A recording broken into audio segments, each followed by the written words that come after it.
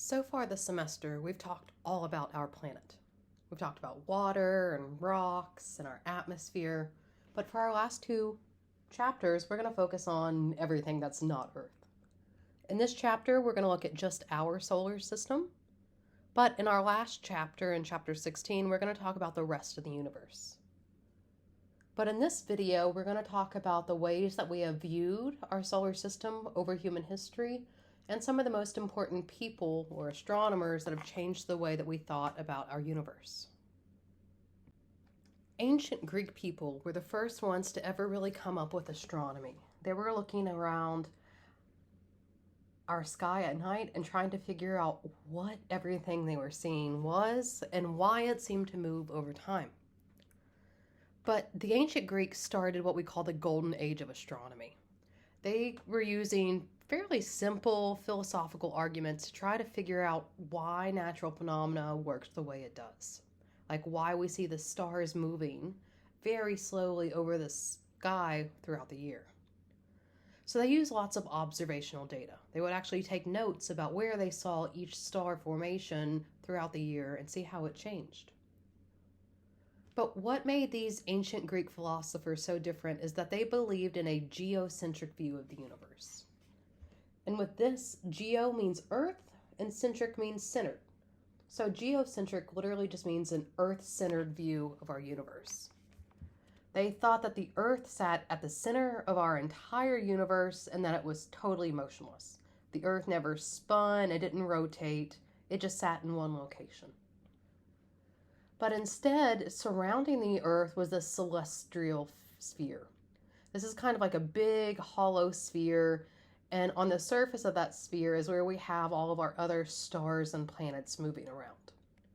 So the ancient Greeks thought that the earth was at the center of our universe, that the earth did not move, but instead the stars were spinning around the earth on the celestial sphere. Nowadays, we know that this geocentric view is very incorrect. Now we believe the heliocentric view of the universe, where the sun is the center of our solar system, not the earth.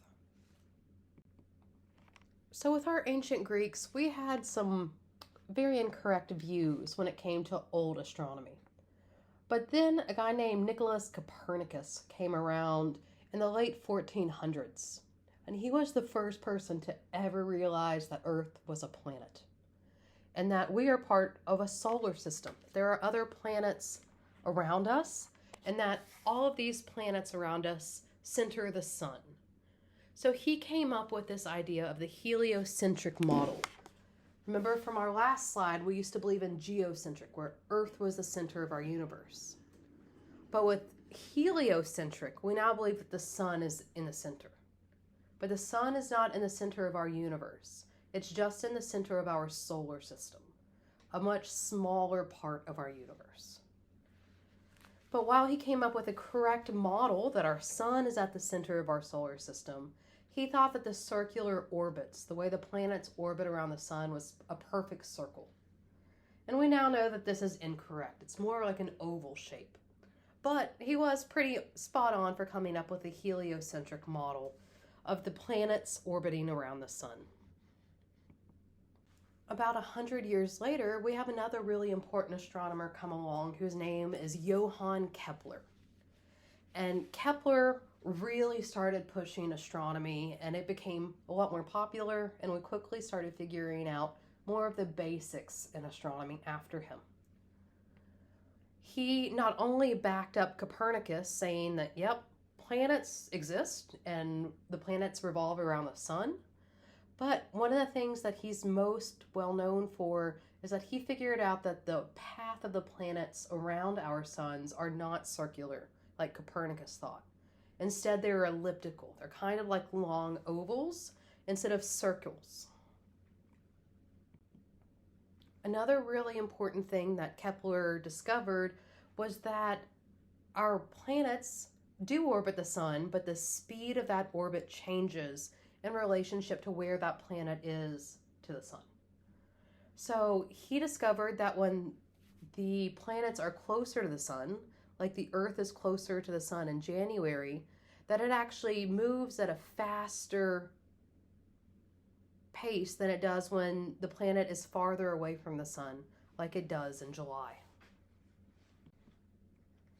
And the final thing that Kepler came up with was that there is a relationship between the distance from the planet to the sun and how fast it's capable of moving. We see that the planets that are farthest from the sun move at a faster pace than the planets that are closer to the sun. Our next important astronomer is Galileo Galilei. He supported Copernicus, he also supported Kepler, but what set him apart is that he started using and collecting experimental data. So far, everyone has been just looking and philosophizing. They've been thinking and asking questions.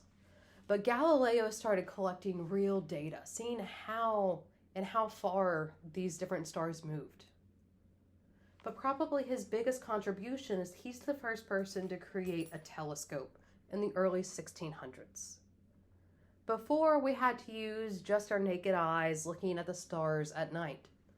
But now with telescopes, we could look at these planets and stars much closer up, even though they were very far away. So Galileo started looking at the other planets within our solar system in the Milky Way.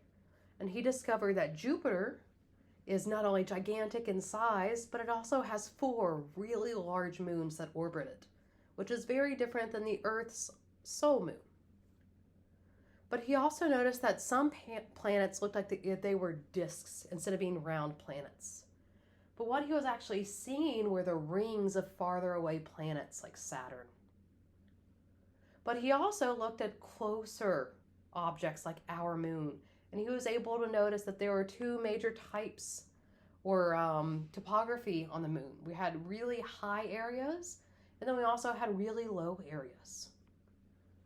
And then finally, he started looking at sunspots. And sunspots are going to be locations on the sun that for some reason, which we don't yet understand, it's just going to get really hot and release sunspots at the surface. Our final famous astronomer is Isaac Newton. He's the guy that noticed gravity, that there's this force that's always pulling objects closer to the surface of the Earth. But in addition, he also noticed something called inertia. He discovered that through gravity, that force that's pulling something towards a higher gravity field, combined with the ability of a planet to remain in a straight line, it actually results in those elliptical orbits that Kepler was talking about. Remember how Kepler said that the planets do orbit the sun, but they don't orbit it in a circular pattern. Instead, it's more like an oval or an elliptical shape. So Isaac Newton, through discovering gravity, was able to explain why our planets circle the sun in an orbital shape instead of circular like we used to believe. And this just might make more sense with this image. If we were to just roll a marble is going to roll in a straight line. So if we were looking at our Earth orbiting the sun and there was no gravity in our universe, our Earth would move very similar to that marble. It would just keep moving in a straight line until eventually it slowed down and stopped. But because our sun is gigantic, it has a huge gravitational pull. So even though we don't feel it, the sun is pulling objects on the Earth closer to it. Because of the gravitational pull of the sun, it's going to cause the motion of our orbit to kind of curve. And it's going to result in this blue